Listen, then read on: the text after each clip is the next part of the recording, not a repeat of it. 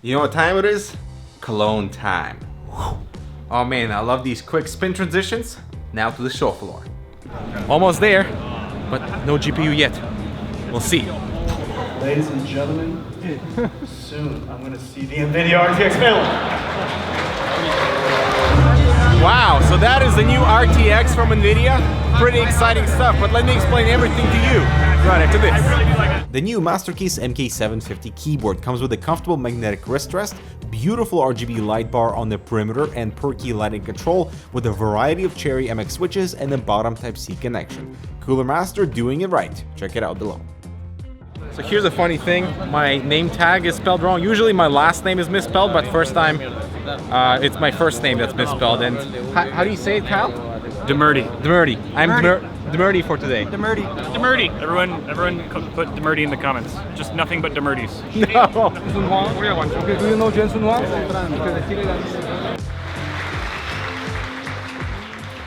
Guten Tag, Gamescom! Welcome!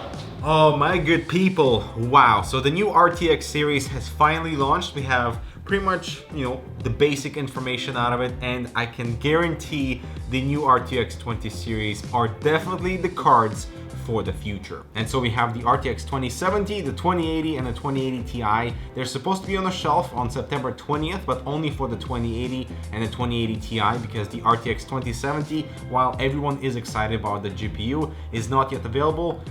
Pre-orders are not up, and no board partners are selling that card just yet as well. So we'll have to wait and see when that comes out, potentially sometime in October. Now the pricing for the new 20 series cards is kind of variable. So the Founders Edition are more expensive versus like slightly lower clocked reference editions from board partners are going for about $50 cheaper, which is the example with the RTX 2080. So the Founders Edition is $799 versus EVGA selling them for $750, or the pre-orders are going out, but you also have the 850 versions, so it all depends on the clocks. The RTX 2080 Ti, for example, goes for $1,200 for the Founders Edition, and again $50 cheaper for the custom board partner EVGA version, but you also have a $50 extra premium on top of their higher clocks cards, while the RTX 2070 is starting from $499, which is a super attractive price point for the new 20 series GPUs, but the Founders Edition is $599,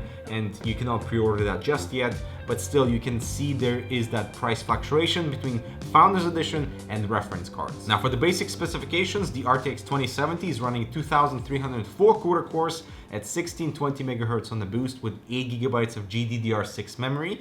The RTX 2080 has 2944 CUDA cores with 1710 MHz on the boost and 8 GB of GDDR6 memory. And the RTX 2080 Ti is kind of insane at 4352 CUDA cores, 1545 on the megahertz on the boost, and 11 GB of GDDR6 memory.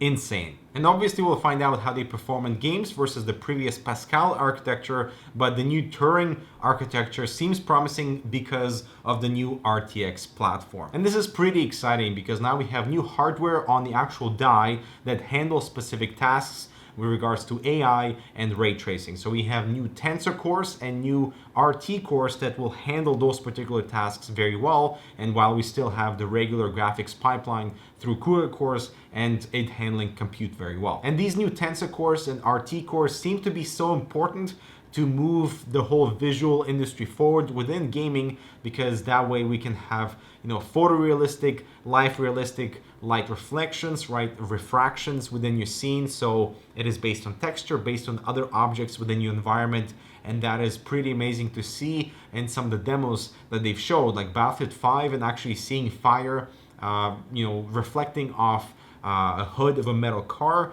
and then seeing that in Windows and seeing how all those scenes interact within each other to give you like a really beautiful and visually stimulated gameplay. It was truly stunning to see something like that, especially when we have RTX on and off, that visual representation on what exactly RTX gives us in terms of that visual advantage. It's not there to give us any indication for better competitive advantage in the game, but it's all about that visual experience. So it is I would say, highly subjective. And that brings up an important concern because these Tensor cores and RT cores occupy physical space on the die. So what happens if they're not being used by the application? And so Nvidia is trying to give developers that hardware to handle AI and ray tracing tasks. And so it is almost like reliant on developers' buy-in for RTX to be successful. And one relevant example I can give you is with QuickSync support with Adobe Premiere and how it's been so slow to get adopted by such a popular program within, with the PC space. And so it also brings up the concerns of RTX adoption in the future. Another example is AMD True Audio, which was an actual also function block that's built in onto the die, but game developers didn't use it, and therefore it was wasted and almost dead on arrival. And so this entire MTX ecosystem with the 20 series cards is kind of the future of graphics cards because of that visual advancement that we get with light interaction within your scene, but it is highly dependent on developers' buy-in with MTX and them using that platform to build into their games. And right now I think we have about 21 games that they've said that Nvidia said will come with MTX support, which is great to see. But we need to see that on a much larger scale because right now it's such a new technology that's looking so far ahead that the consumer ends up paying for the cost of that adoption. Now, one tiny concern arises from seeing the demos like the Iron Man suit where he's all dressed up in this like really shiny metal, is that everything becomes a little bit too shiny. And I understand from a point of a demo that it's awesome to see how that texture is interacting with the light that is in the scene. I just hope that game developers don't push that too far and make everything super shiny so that everything can be reflecting light, because not only will that be just a huge hindrance in performance on the GPU most likely, but also it might look too fake when it's like too shiny and too reflective. So we'll see. And so this entire 20 series launch is pretty exciting because RTX is the future of gaming visuals. I think, ray tracing, incorporating like that proper light interaction between textures, materials, and other light sources within your scene, that is awesome. But Nvidia relies heavily on the future games to push RTX and not what is available now, and that's understandable. And so my question to you is, do you think that additional price premium, especially for the RTX 2080 Ti for $500 more versus the GTX 1080 Ti, is worth it to you right now? Because there is nothing on the market that has RTX support just yet, so you kind of have to buy into the architecture and this whole ecosystem with the expectation of RTX enabled applications to come later. A few more things I'd like to mention is the whole GDDR6 memory. So it's faster, much higher bandwidth for that. Plus we have the new NVLink support. So I think if you're doing SLI, then you're combining the entire memory pool, not just halving it. And we also have the virtual link, so the Type-C connection at the back of the card for future VR applications. And I'm guessing because we have the new Tensor cores and our RT cores for VR applications, that's going to be just killer quality and super performance.